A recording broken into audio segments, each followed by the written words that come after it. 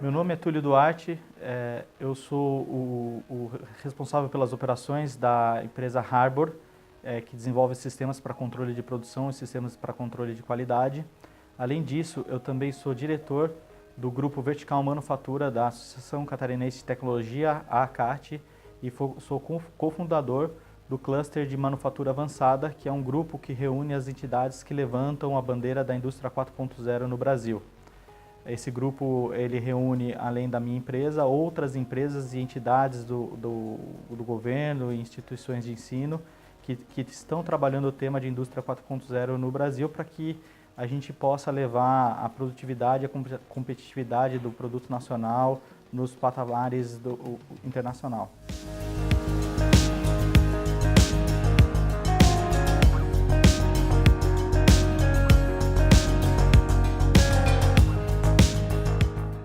A Harbor é pioneira no desenvolvimento de soluções nativamente concebidas nos conceitos da indústria 4.0.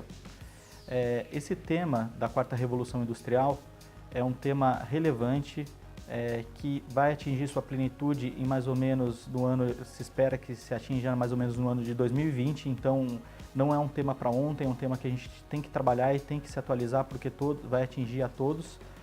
Se fala de investimento na faixa de 500 bilhões de dólares para soluções de indústria 4.0 e no Brasil se fala muito que por ano a produtividade nacional vai economizar em custos cerca de 73 bilhões de reais por ano para as indústrias que adotarem os conceitos de indústria 4.0. Isso a gente está falando de uma competitividade maior no mercado global, e sustentabilidade, que é um tema que cada vez ganha mais força no mundo e está totalmente atrelado aos conceitos de como produzir mais, como produzir melhor e como produzir mais respeitando o meio ambiente, respeitando o ser humano e a humanidade.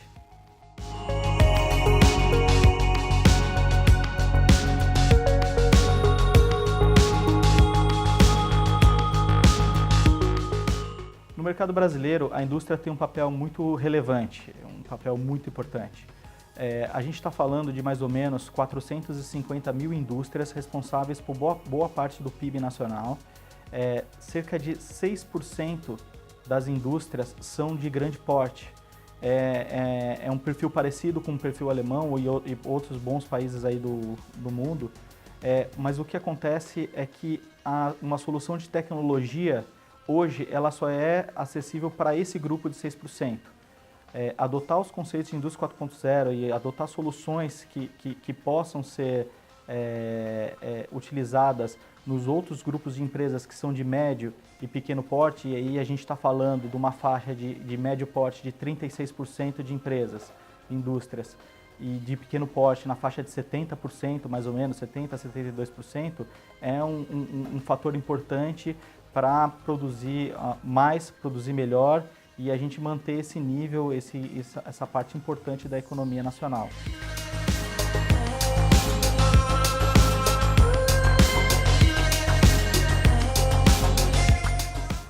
A indústria 4.0, ela traz 3 grandes desafios a serem vencidos, que se vencidos vão colocar a empresa numa plenitude, num patamar muito elevado. O primeiro grande desafio é a melhora no processo produtivo. O segundo grande desafio é o desenvolvimento acelerado de um produto, ou seja, fazer uma versão antes que o seu concorrente faça.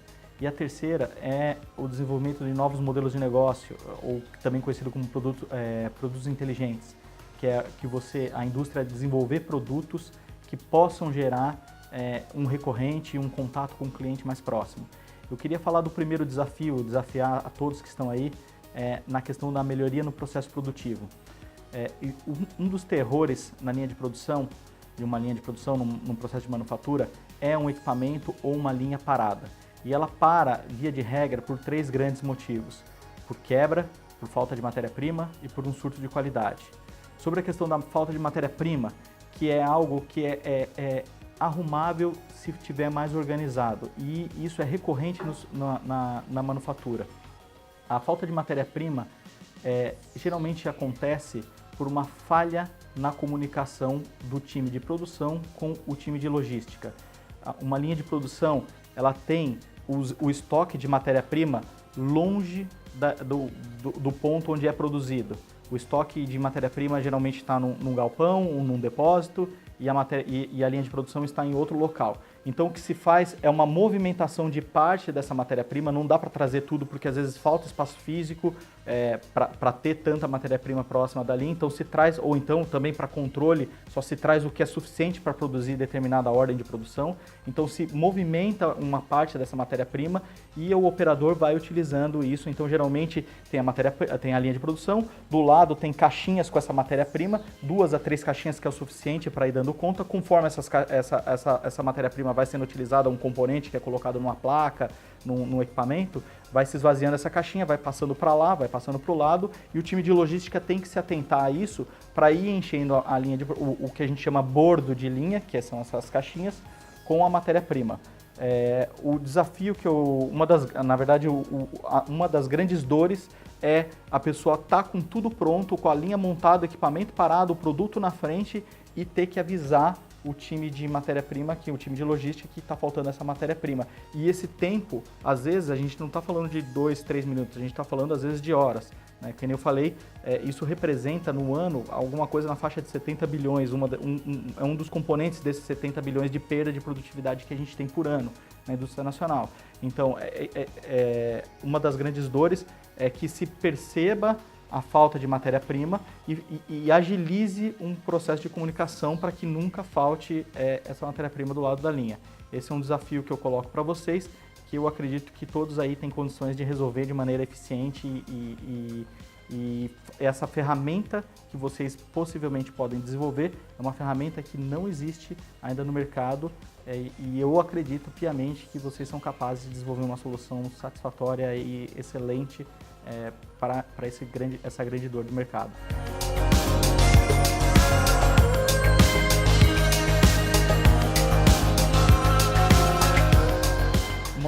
Uma outra grande dor que existe num processo de manufatura por linha parada é a questão da quebra. Quando acontece uma quebra, se aciona o que se chama de manutenção corretiva.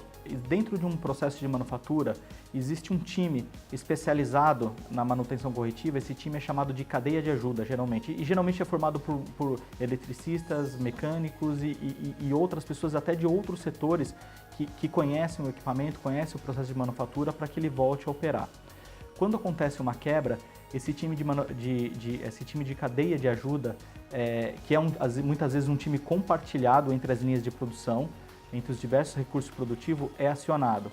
Esse time ele tem que saber quantos acionamentos eles têm para fazer uma priorização, decidir se eles vão para a linha A, para a linha B, que pessoa tem que ir para a linha A, para a linha B, de acordo com o tipo de problema que está havendo e o perfil de cada pessoa, a habilidade que cada pessoa do time da cadeia de ajuda tem. Então, é importante essa comunicação, que ela aconteça o mais rápido possível entre o momento que se tem um problema na linha, seja por uma parada total, uma parada parcial, que seja claramente identificado pelo time da cadeia de ajuda já o que está acontecendo para começar a tomar a decisão de quantas pessoas mandar, qual é a urgência de ir face aos outros problemas que estão acontecendo. E não só isso, para as pessoas que estão na linha de produção, muitas vezes elas podem ir fazendo algumas ações que podem contornando o problema, dependendo da resposta que elas têm desse time da cadeia de ajuda. Muitas vezes elas podem, passando muito bem a informação do que está acontecendo, o time da cadeia de ajuda já pode começar a pensar em um apoio à distância. Isso já é feito hoje, por exemplo, por rádio, o que não é adequado. E outro ponto que é importante é saber, para quem controla, quem toma a decisão sobre o time da cadeia de ajuda, saber onde está cada pessoa desse time e o que elas estão fazendo e qual a perspectiva que elas têm de trabalhar em cada lugar para apoiar quem está precisando. Essa movimentação de pessoas que representa também uma movimentação de informações e tomada de decisão e utilizando comunicação, eu acho que é um ponto muito sensível que representa, só no Brasil, a gente está falando de cerca de 35 bilhões em reparos em equipamentos e máquinas, que é um número do que a BDI vem trabalhando, que por ano que se gasta entre a quebra e o tempo que a linha fica parada.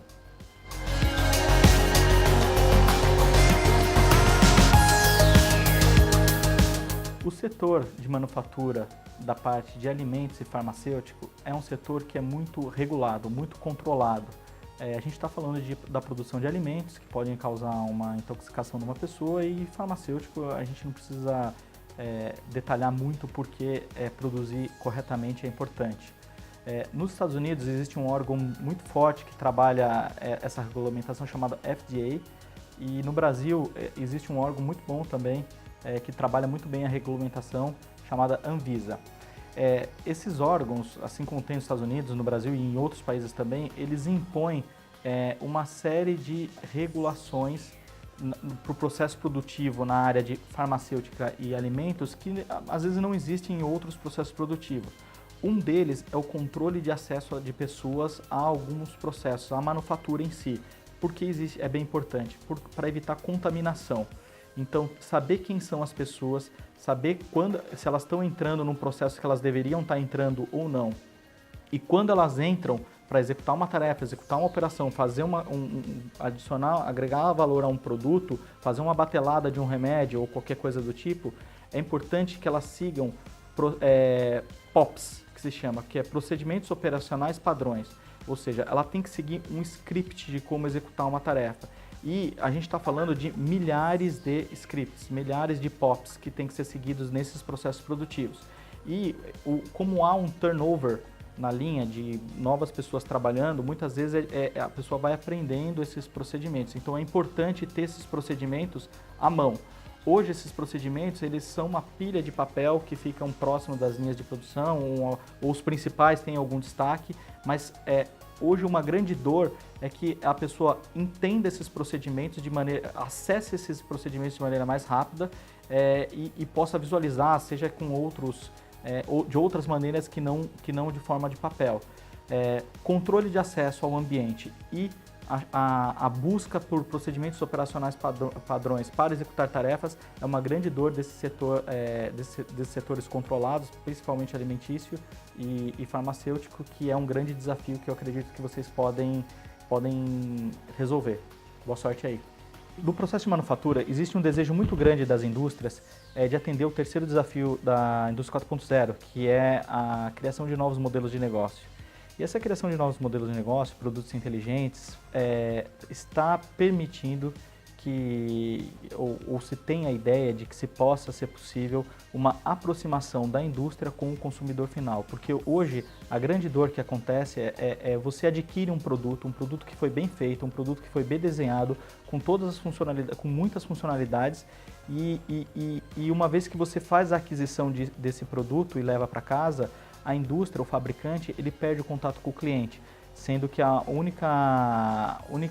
único contato que às vezes ele tem próximo de ter com a fábrica é um manual que muitas vezes não é lido. Então, uma dor muito forte da indústria é manter esse relacionamento